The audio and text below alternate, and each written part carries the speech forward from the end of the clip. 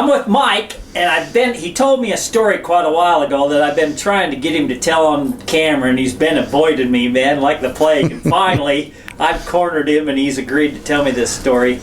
And with that said, Mike, man, I expect us to go on a field trip too. So let's hear this story. Well, gosh, I was in the roofing business in California. I grew up here in Utah, but I thought, well, I'll go to California and find my fortune. Went out there and started roofing, and ended up getting into starting a roofing company, and we did pretty good. Yeah, but I just missed Utah and had to come back. But while I was there, when you said you did pretty good, you had... Oh, I had over 40 employees. We had our yard was right next to the train tracks, and we ordered all of our stuff from John Mansfield.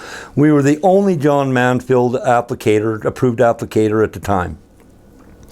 And so we were getting jobs, union jobs and different jobs that you had to be an approved applicator, and they weren't just approving everybody. I had to fly to Texas to get approval on that. And I spent quite some time out there getting this. But it paid off, and the roofing company took off. So I even liked to explore back then.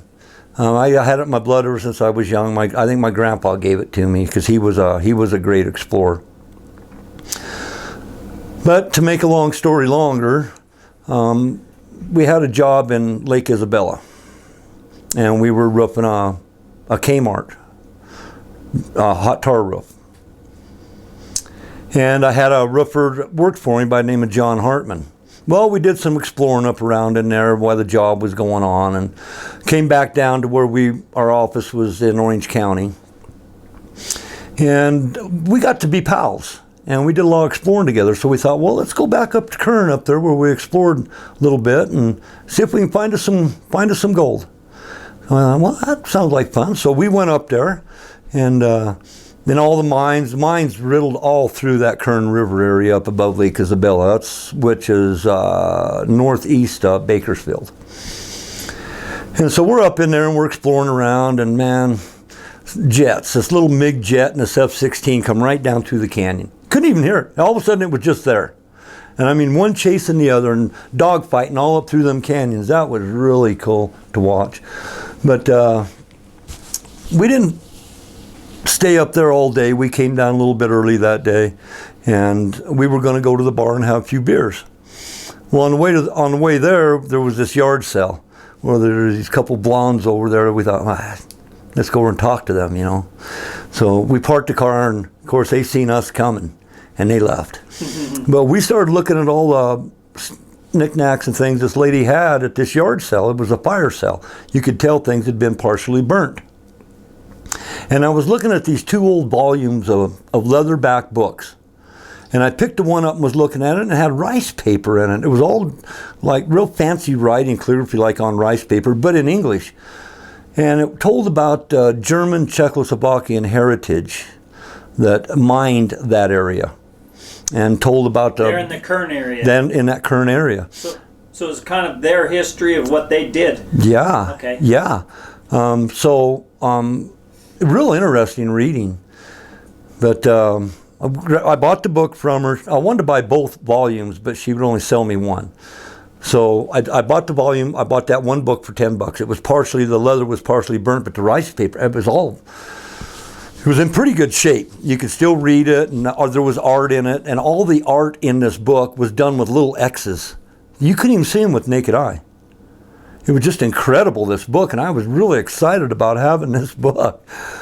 And this is an old book. Old book. It was probably back during that heritage because it talked about specific families, specific names, specific events. Like, I don't know if you've ever heard of the Good Sam Neighbor Club, but they're the ones that formed it. If you weren't a good neighbor, they would throw you in the Kern River. Huh. And that was a river you didn't get out of. Waterfall, just torrent river. So needless to say, probably everybody was a good neighbor, right? And they took their law into their own hands back then. It was kind of a live and let live basis. And if you crossed anybody, they took care of it on their own terms.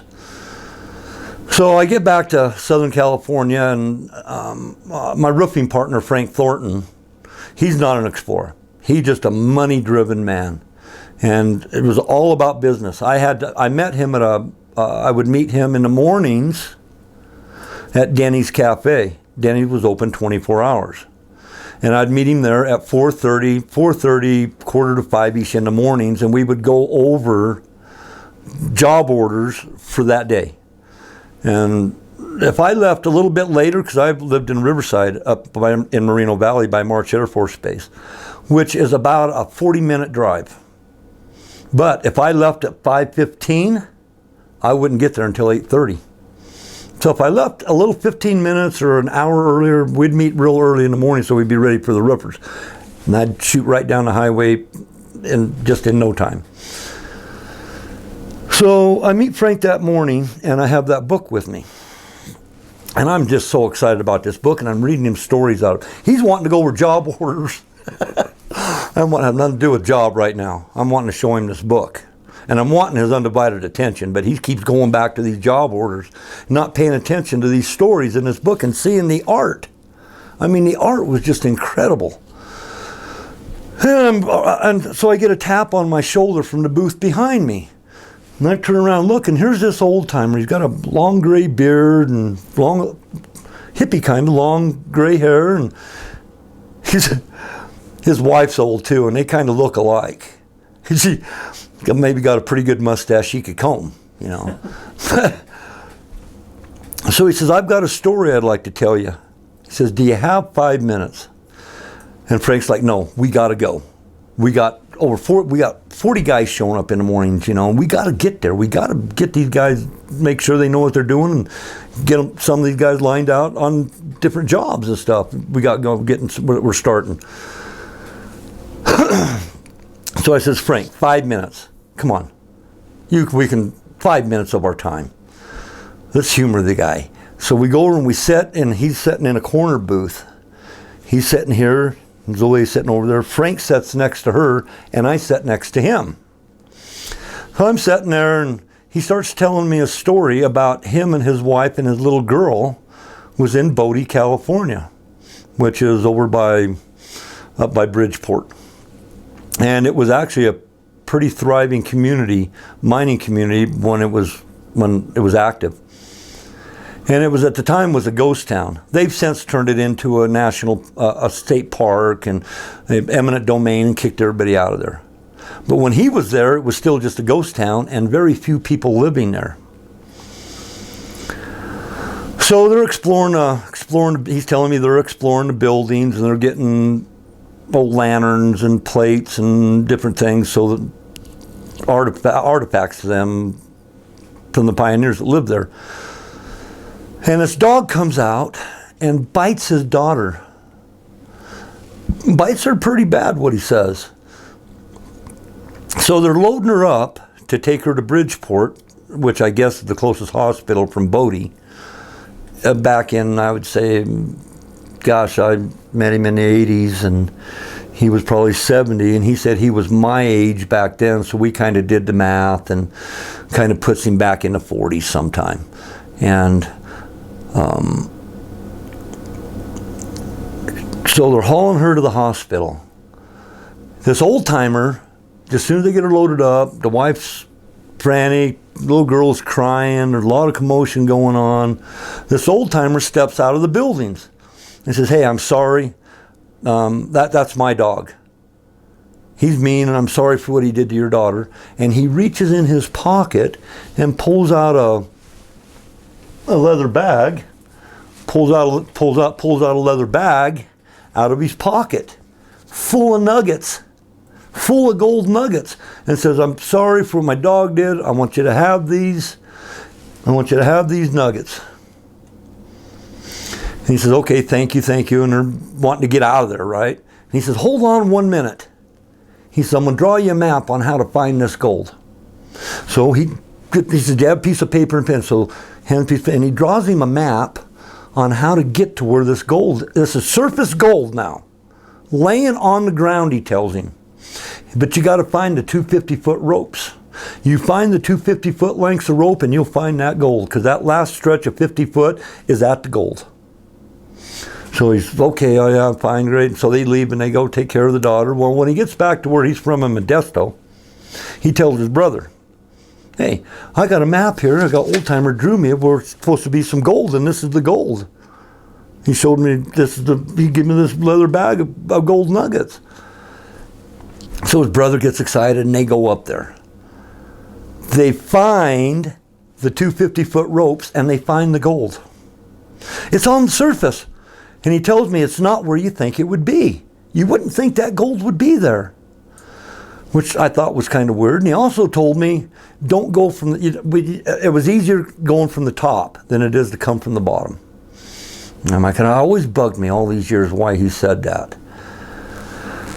So he starts telling me that they start getting this gold out of there, and they're literally pulling the weeds and shaking the gold nuggets out of the weeds, out of the roots of the weeds, shaking the dirt out, and they're picking up these gold nuggets and they're digging in the ground, getting large pieces that they can lift. He says there was pieces in that ground, he told me, that him and his brother couldn't lift. The gold? The gold. Really? There were pieces so big him and his brother couldn't pick them up. Huh. Coming out of this side of this mountain there. And I can't believe he's telling me this story. I'm just flabbergasted that they actually found this gold. Well, it's a pretty good road going up there. It's actually an overlook. And that's probably why you wouldn't think it would be there. Because I now know a pretty good idea where this is at. And I'll tell you in a little bit how I found that out. So he's telling me about this gold, and they put it in the trunk, and they're taking it down the road, and the car keeps bottoming out because of the weight in the trunk. On the way back home, they get in a head-on collision, kills his brother, and puts him in intensive care. And by some miraculous reason, the trunk lid don't pop open, nothing happens, the gold stays in the trunk. Well, after he gets out of the hospital, he has the car towed to his house, and the gold is still in the trunk. He tells me I'm still living off that gold to this day. Goes like this, reaches down his neck, and pulls out a gold nugget.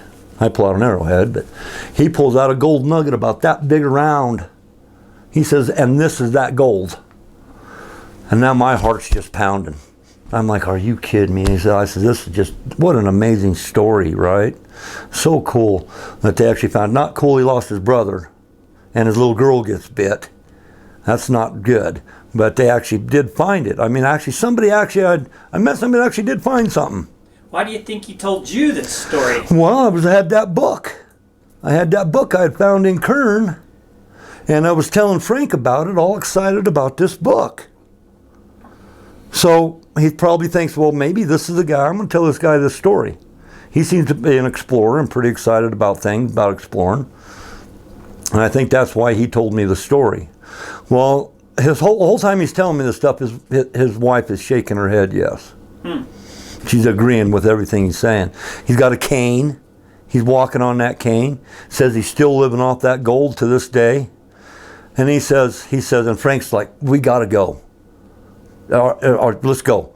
And the guy says, hold on 1 minute. He says, he gets out a napkin off the table and he draws me a map on how to find this gold. And he says, stay to the right. He says, when you get on that dirt road, there's an old gas station with an old foundation there. He says, just when you see that foundation, make a right like you're going into that, what used to be a gas station there. He says, you'll find an old dirt road. He says, just stay to the right. So all you got to do is stay to the right. And he draws me a map. Draws me a map and draws a button hook on the end of the road and parked there and marks slash marks on where to go find these ropes. He says, if you find these ropes, you'll find the gold. There's two 50-foot ropes. Must be they had to go off 50 foot here and then traverse over a little bit and drop down another 50 foot. Instead of why wouldn't you just have a 100-foot rope, right? Yeah. So two 50-foot legs offset, I would think, for that reason. So now I'm excited, right? And so I've been exploring with this John Hartman, this roofer that is employed by us. So I think, well, I'm gonna take John up there, and we're gonna see if we can find this on our next holiday. I think it was like Memorial Day or something. And well, the guy said, don't go in the spring. He said, don't go in the spring because a Mojave greenback rattlesnake migrates out of those mountains right there and goes into the town down below. And they have snake problems down there every spring. I mean, I've been out of town, talked to people, and yeah, they have snake problems. So I get John, and we go up that one of the holiday weekends, and we go looking for this. But he said, stay to the right.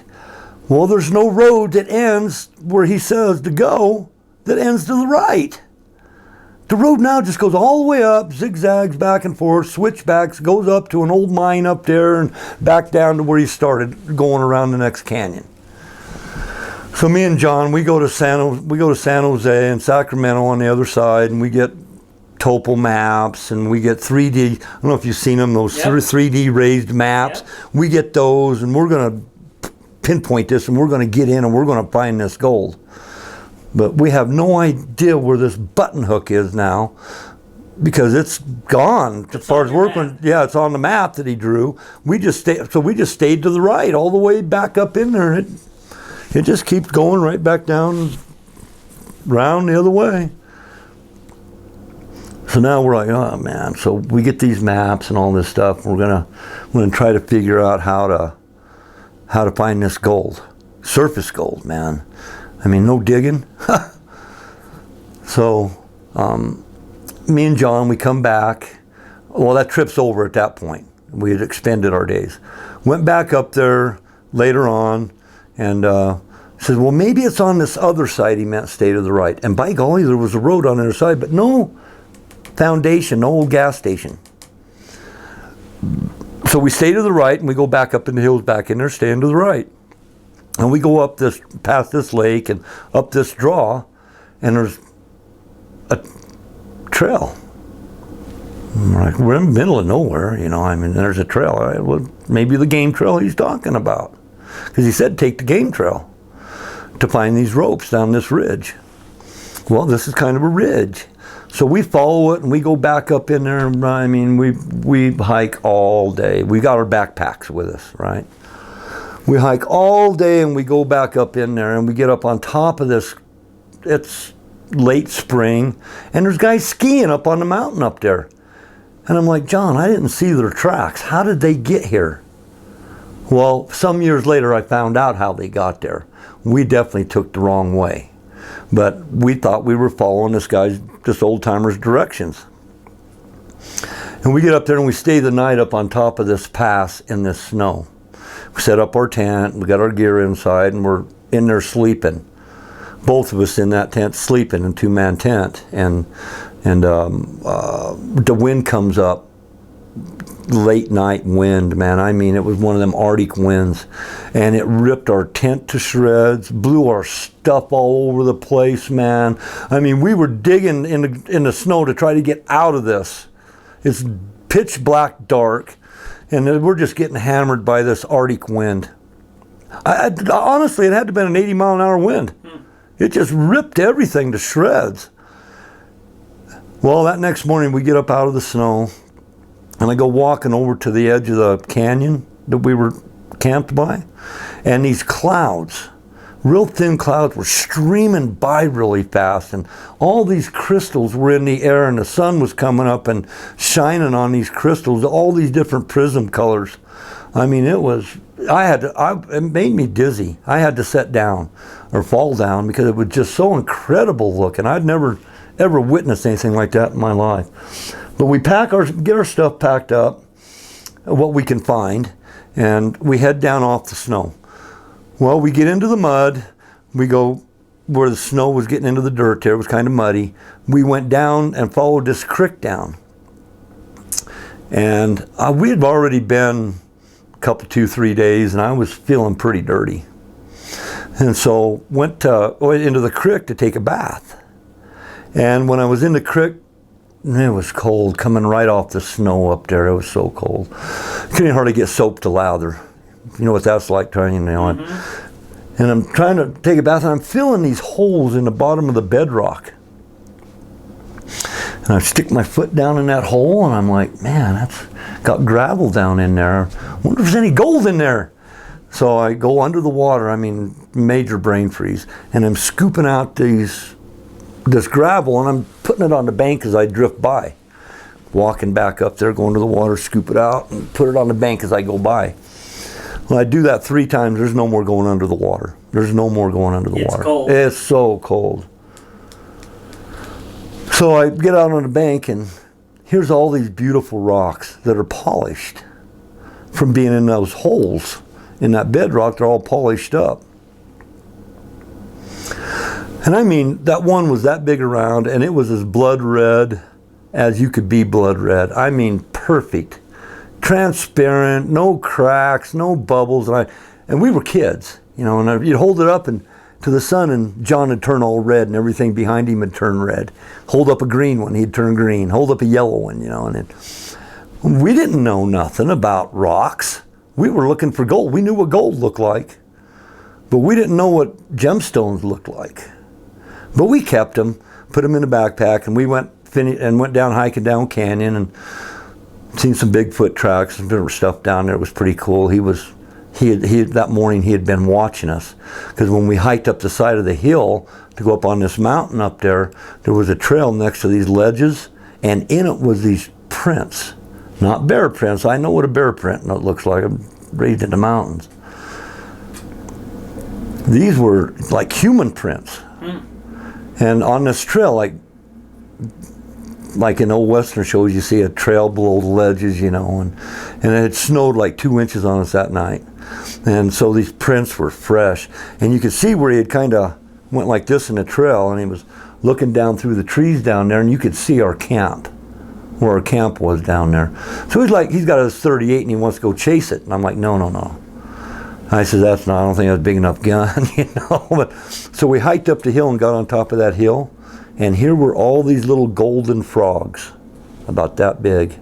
These little tiny, and hundreds of these little golden frogs, and these big steep ravines going down, some of them 10 foot, some of them 200 foot, but you could jump across them. And there were these series of these coming across this bench. Well, we did find little gold there.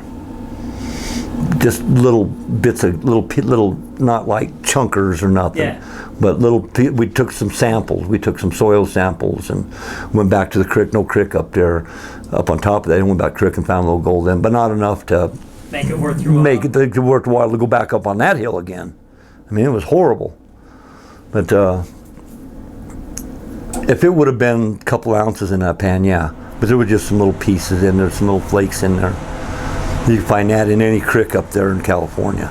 You can find little flakes of gold in the creek up there. Just American Fork River, we found a lot of gold in American Fork River. But this is American Fork River, California. Yeah, that's on the other side of the mountain, and up the range a little bit. But up towards Tahoe, on the west side of the mountain range on Tahoe, is where the American Fork Rivers are. So back to the gold. So, but we didn't know what we had in that stuff, you know. But I'll go back gold in a second. But so we take those, and on the way back, this is the rocks you found. The rocks we found. Yeah, these polished up rocks. It looked like they'd been in a polisher. Honest to God, these things were just smooth and polished and pretty as you could imagine. So on the way back, we stopped. Let's just see if they're what they are. You know, so we stopped at a jeweler shop. I don't remember, it wasn't a Sather's or anything like that. It was like a little jewelry shop. And I don't know if it was in Madera or Clovis or somewhere on the way back. And the guy, his eyes, we could tell by when we pulled them out that we had something. You know, and the guy says, you know what you've got here? We said, well, we was hoping you would tell us. We don't know anything about gemstones or nothing, you know. He says, well, you've got some sapphire, a couple of emeralds here, and a pretty nice ruby. And I said, a ruby? In California? He says, oh yeah. He says, we got gemstones in California. And he says, I'll tell you what I'll do for you boys. He says, I'll give you $16,800 for what you got there.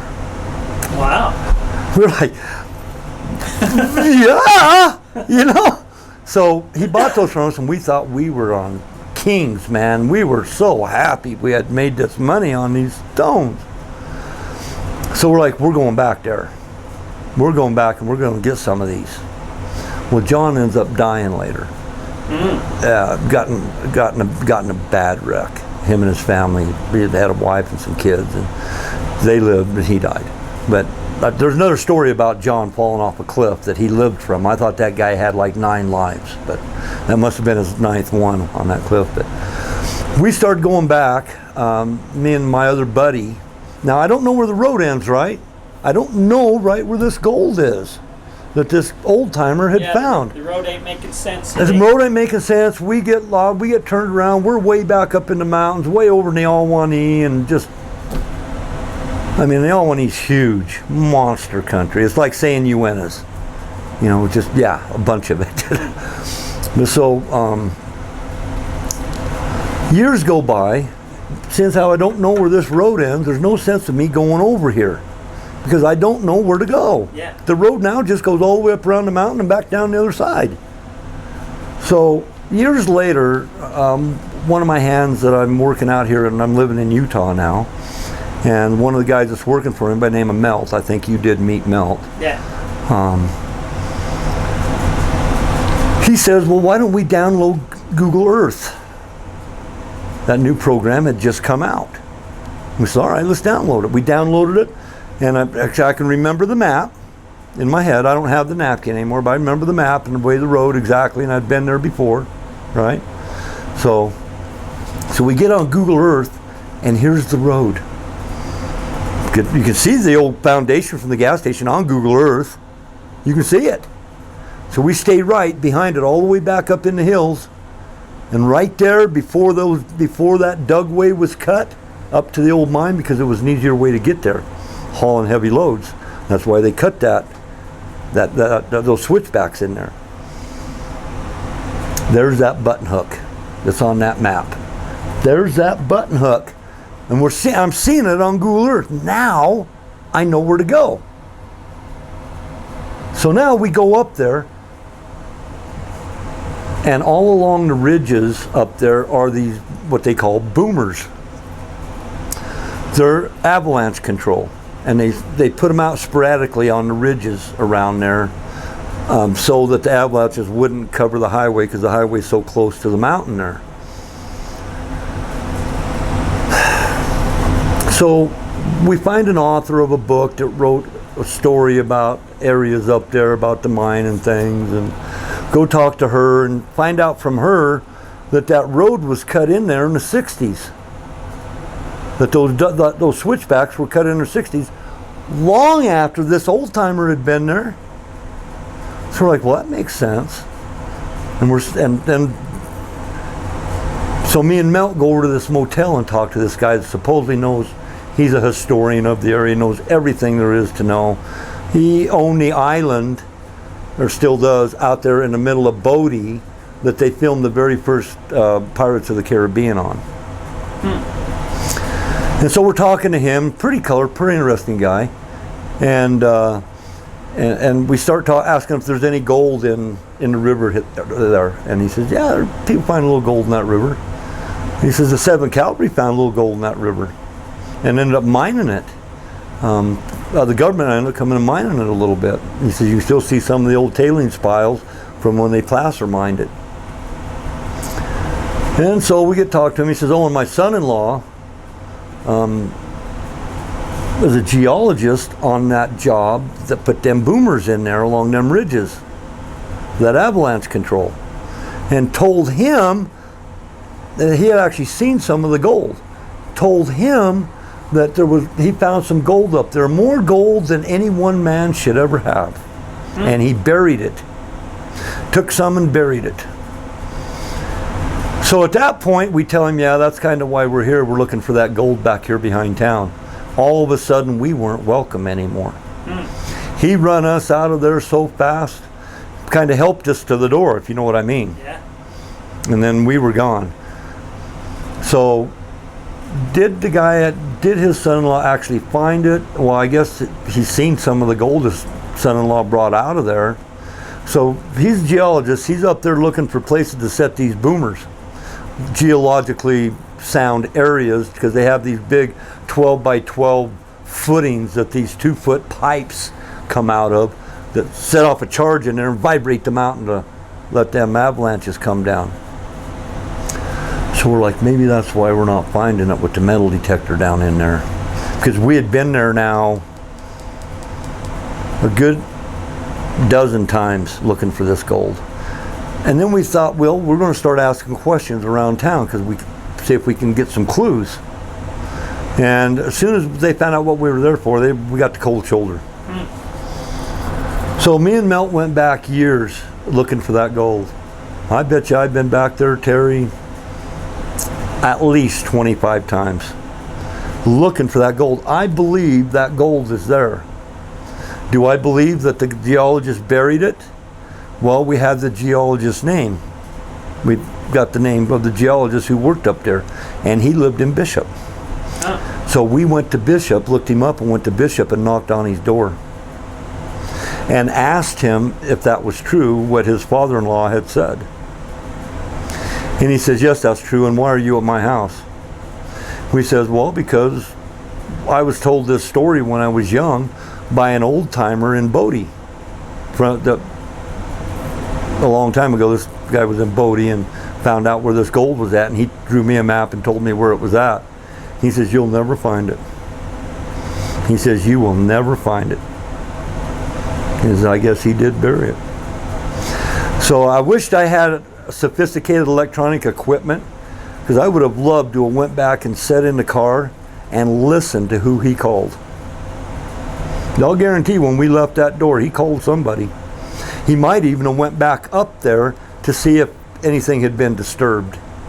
So what he found was high up in the mountains. What you're finding was... Well, no, right there where these boomers are is just above the highway. So he was up there doing geologic survey on... But he was up high. What that old boy told you was down in...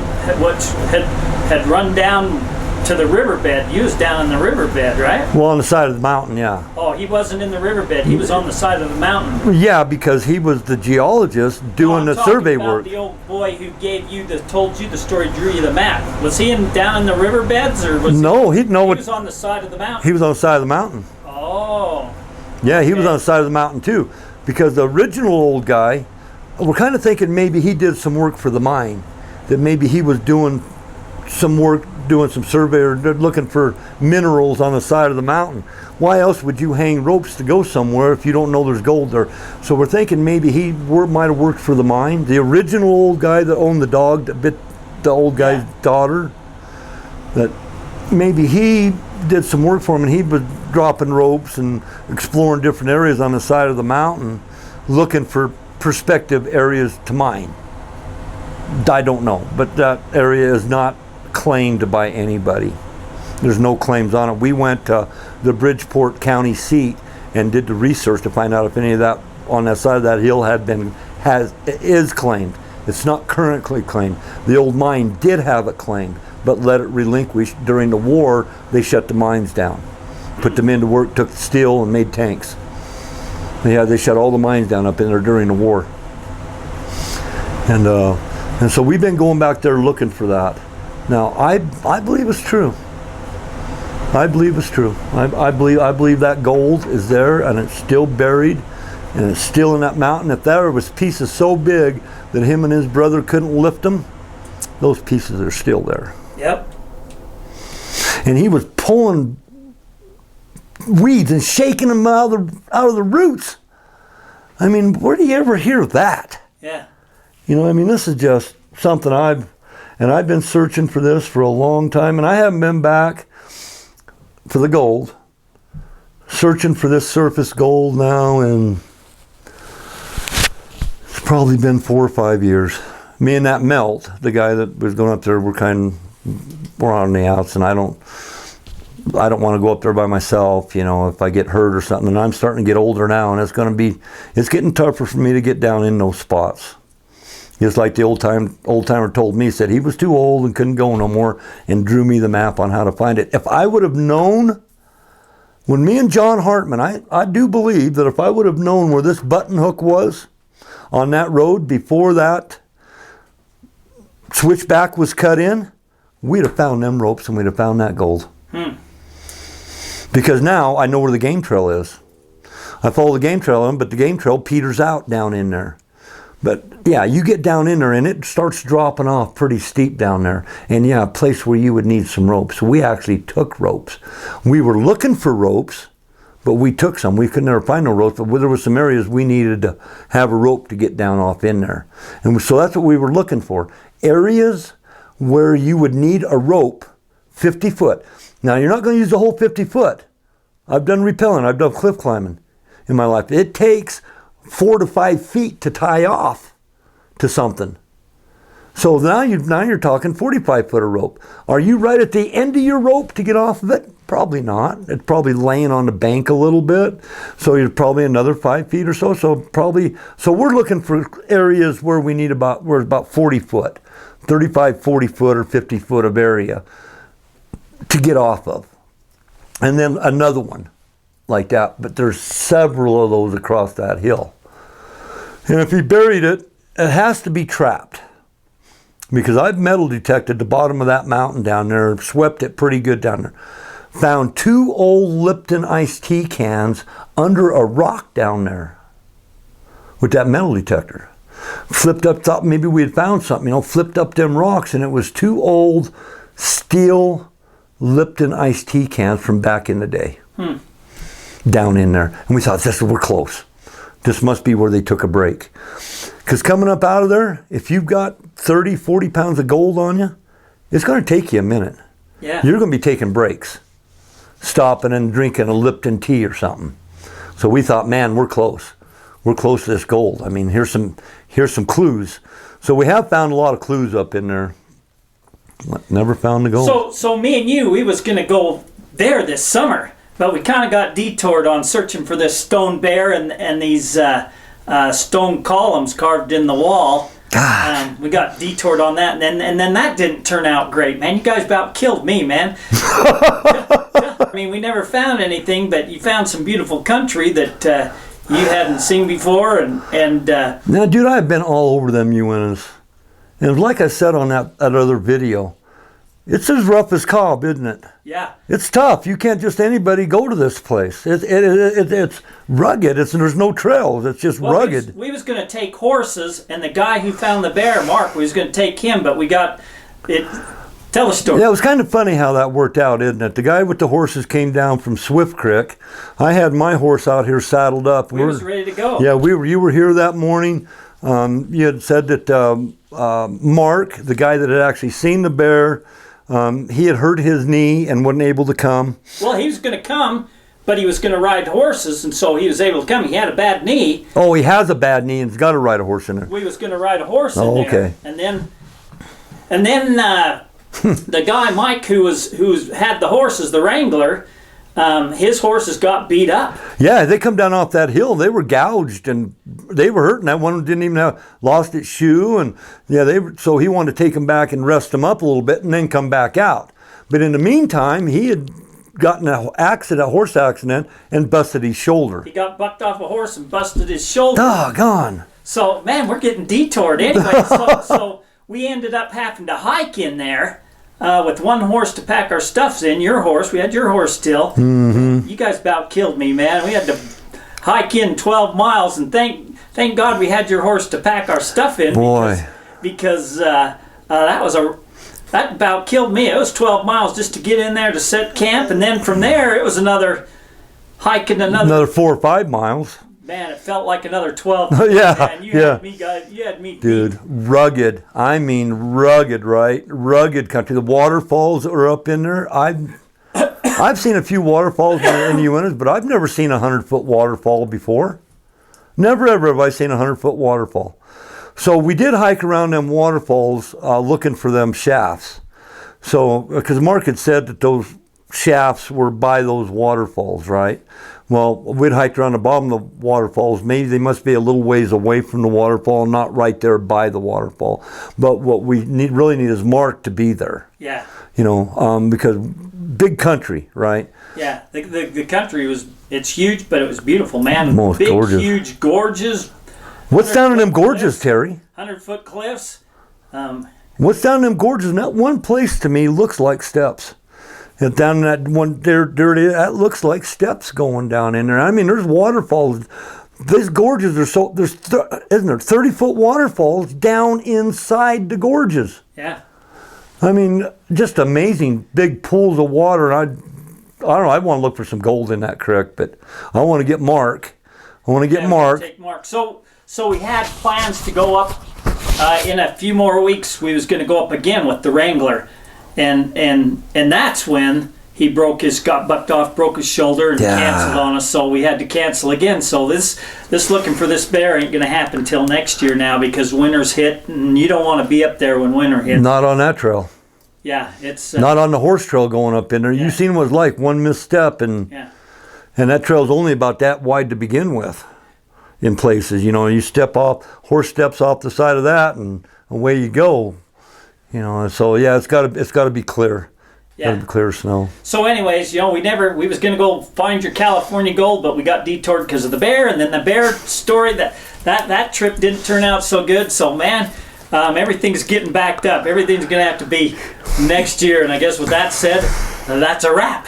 Well, one thing before we wrap it up here, the gold is one thing to find, okay, and it's going to be a little more difficult to find than the rubies and the emeralds and the sapphires and what looked like little diamonds. They were only little pieces. You know where them are. Yeah, I know where those are. Little diamonds, they're only little pieces, but I thought they were quartz. They could have been diamonds. I don't know, we didn't keep any of those, but I know where that is. Okay. That's another trip. Man, we got so many trips, so many projects, not enough time to do them all. Let's go. Let's go. That's a wrap.